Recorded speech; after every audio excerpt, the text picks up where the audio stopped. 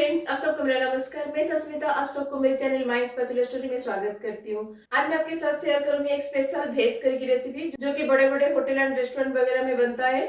जब हम hotel and restaurant वगैरह में वेज करी खाते हैं तो हमें लगता है पता नहीं इसमें क्या डाला जाता है जो वेज करी को इतना टेस्टी बनाता है। लेकिन जब आपको पता चलेगा कि वो लोग जो इंग्रेडिएंट डालते हैं वो सारे इंग्रेडिएंट आपके घर पर ही अवेलेबल है, तो आप इसको बार बार बना के खाएंगे। तो आज मैं आपको बताऊंगी कैसे घर पर अवेलेबल सारे इंग्रेडिएंट को लेकर हम बिल्कुल बड़े बड़े होटल एंड रेस्टोरेंट में बनने वाली वेज करी जैसा घर पर ही बना सकते हैं। तो चलिए फिर बनाते हैं बिल्कुल होटल एंड रेस्टोरेंट स्टाइल में वेज करी। इस वेज करी के लिए जो हम मसाला बनाएंगे उसके लिए हमें बिरिस्ता की जरूरत है, इसलिए पहले हम बिरिस्ता बना लेंगे।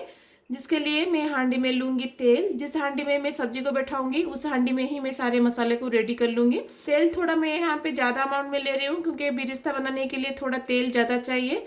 फिर बिरिस्ता बन जाने के बाद हम इसमें से तेल निकाल देंगे। उस तेल को आप कोई भी वेज या नॉन वेज करी में यूज कर सकते हैं क्योंकि उसमें प्याज का फ्लेवर रहेगा जिसकी वजह से वो सब्जी को और भी ज्यादा टेस्टी बनाएगा। तेल अब हमारा गर्म हो गया है, अब इसमें प्याज को हम डाल देंगे। अब प्याज में हम डाल देंगे नमक ताकि प्याज हमारा जल्दी फ्राई हो जाए। आप चाहे तो प्याज में नमक पहले से ही डाल के उसमें से पानी निचोड़ के निकाल सकते हैं, फिर उसके बाद प्याज को फ्राई कर सकते हैं। वैसे करने से भी प्याज जल्दी फ्राई हो जाता है और बहुत अच्छा बिरिस्ता बनता है। आप देख सकते हैं प्याज अब हमारा लाइट गोल्डन ब्राउन हो गया है। इतना स्टेज तक प्याज को फ्राई करिएगा, उससे ज्यादा डीप फ्राई मत करिएगा।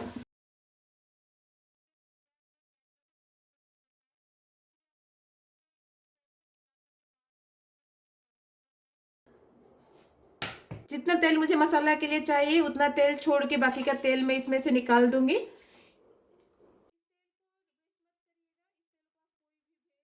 तो बाकी के तेल में मैं अब डाल दूंगी काजू।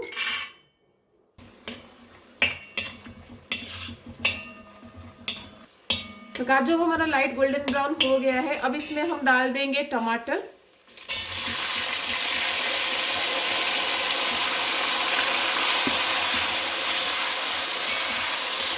और टमाटर के साथ हम इसमें डालेंगे अदरक एंड लहसुन।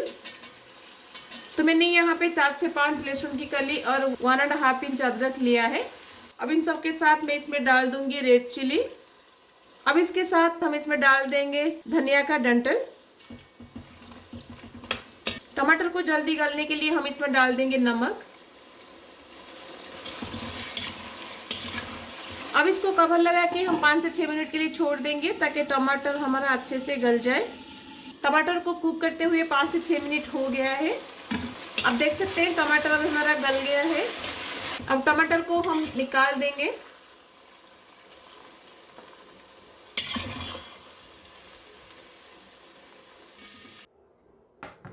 बाकी का जो तेल बचा है उसमें हम वेजिटेबल को थोड़ा सा सैलो फ्राई करेंगे ताकि वेजिटेबल्स का रॉ स्मेल चला जाए और वेजिटेबल्स थोड़ा क्रिस्पी बन जाए। तो पहले मैंने यहाँ पे आलू डाला है। आलू यहाँ पे ऑप्शनल है, अगर आपको आलू पसंद है तो आलू डालिएगा, नहीं तो आप आलू को स्किप कर सकते हैं। और आलू को कुक होने में थोड़ा ज़्यादा टाइम लगता है इसलिए मैंने पहले आलू को डाल दिया है। आलू को फ्राई करते हुए 3 से 4 मिनट हो गया है। अब इसमें मैं डाल दूंगी फूल गोभी, गाजर एंड बीन्स।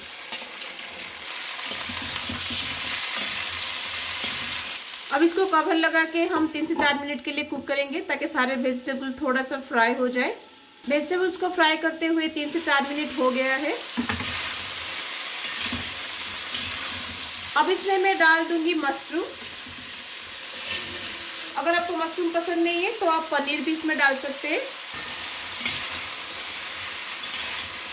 अब इसको कवर करके हम और 2 से 3 मिनट के लिए बैठाएंगे। मशरूम डाल के पकाते हुए 3 से 4 मिनट हो गया है। अब इसमें मैं डाल दूंगी ग्रीन मटर और कैप्सिकम। और ग्रीन मटर कैप्सिकम को डालकर हम बस 2 से 3 मिनट के लिए कुक करेंगे, उससे ज़्यादा कुक करने की ज़रूरत नहीं है। और ग्रीन मटर कैप्सिकम डालने के बाद कवर मत लगाइएगा। कैप्सिकम और ग्रीन मटर को डाल के फ्राई करते हुए 2 से 3 मिनट हो गया है। तो सारे वेजिटेबल अब हमारा 40 to 50% कुक हो गया है। अब इन वेजिटेबल को हम निकाल देंगे।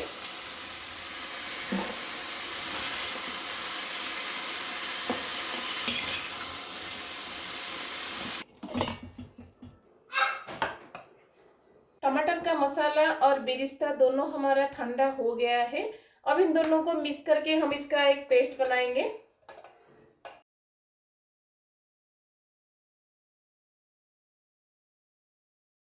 अब इसका हम एक फाइन पेस्ट बनाएंगे।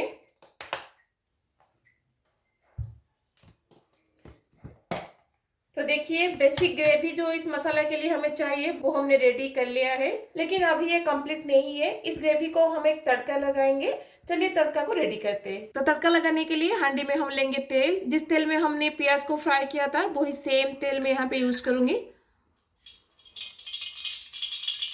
आप चाहे तो ये तड़का को आप घी में भी बना सकते हैं। तो तेल अब हमारा गर्म हो गया है। अब इसमें हम डाल देंगे 1 टीस्पून जीरा,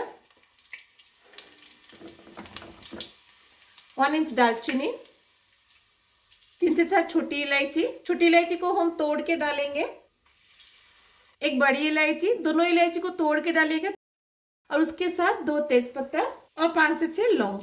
इन सबको हम तेल में 8 से 10 सेकंड के लिए सटे करेंगे ताकि इन सब का फ्लेवर तेल में आ जाए। अब इसमें मैं डाल दूंगी चॉप्ड गार्लिक।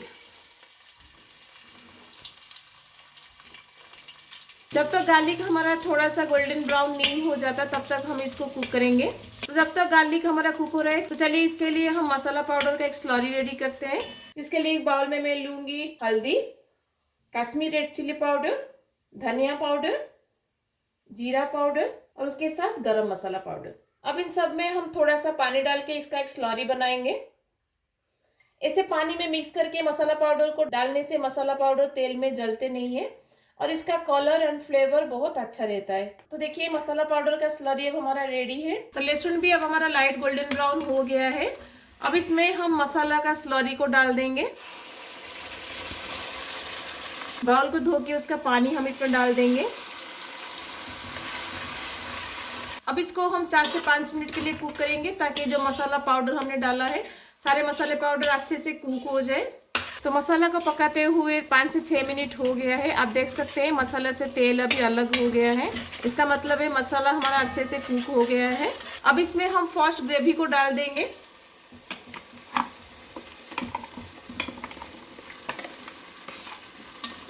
अचार को धो के मैं उसका पानी इसमें डाल दूंगी क्योंकि इसमें सारे मसाला का फ्लेवर है।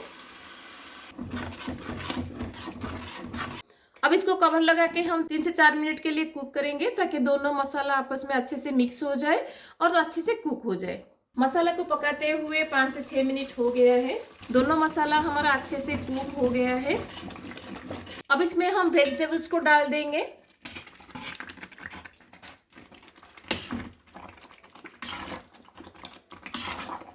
अब इसमें मैं डाल दूंगी नमक। वेजिटेबल को फ्राई करते टाइम हमने नमक नहीं डाला था तो इस स्टेज में मैं नमक डाल दूंगी। अब इसको कवर लगा के और 5 से 6 मिनट के लिए हम बैठाएंगे ताकि सारे वेजिटेबल के अंदर मसाला का फ्लेवर जा सके और वेजिटेबल को कुक होने में जो थोड़ा सा कसर बाकी है वो अच्छे से पक जाए। बीच बीच में कवर निकाल के सब्जी को ऊपर नीचे करिएगा, नहीं तो नीचे से लग सकता है। वेजिटेबल को पकाते हुए 5 से 6 मिनट हो गया है। वेजिटेबल भी हमारा अच्छे से कुक हो गया है। वेजिटेबल को हमें यहाँ पे ओवर कुक नहीं करना है। तो मसाला मुझे अभी थोड़ा गाढ़ा लग रहा है। मैं थोड़ा सा पानी यहाँ पे डालूंगी और गर्म पानी यहाँ पे डालिएगा। ठंडा पानी बिल्कुल भी यूज़ मत करिएगा। ज़्यादा पानी यहाँ पे मत डालिएगा क्योंकि इस रेसिपी का ग्रेवी जो होता है वो सेमी थिक होता है, इसलिए मैंने यहाँ पे 1 कप पानी डाला है। अब इसमें मैं डाल दूंगी 1 टीस्पून चीनी। आप चाहे तो इसमें हनी भी डाल सकते हैं। क्रश्ड कसूरी मेथी। 5 स्टार होटल का टच देने के लिए मैं यहाँ पे थोड़ा सा केवड़ा वाटर डाल रही हूँ, ज़्यादा नहीं, 1/2 टीस्पून केवड़ा वाटर डालिएगा।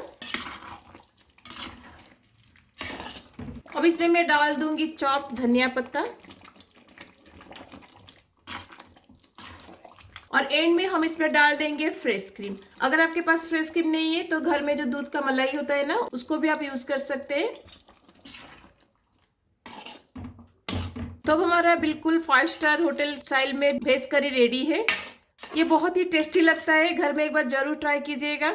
एक बार इसको घर में बना के आप खाएंगे ना, इसको दोबारा होटल एंड रेस्टोरेंट में जाकर खाने को मन नहीं करेगा। ऐसे ही आप घर में बार बार बनाकर खाएंगे। तो चलिए अब हम प्लेटिंग करते हैं।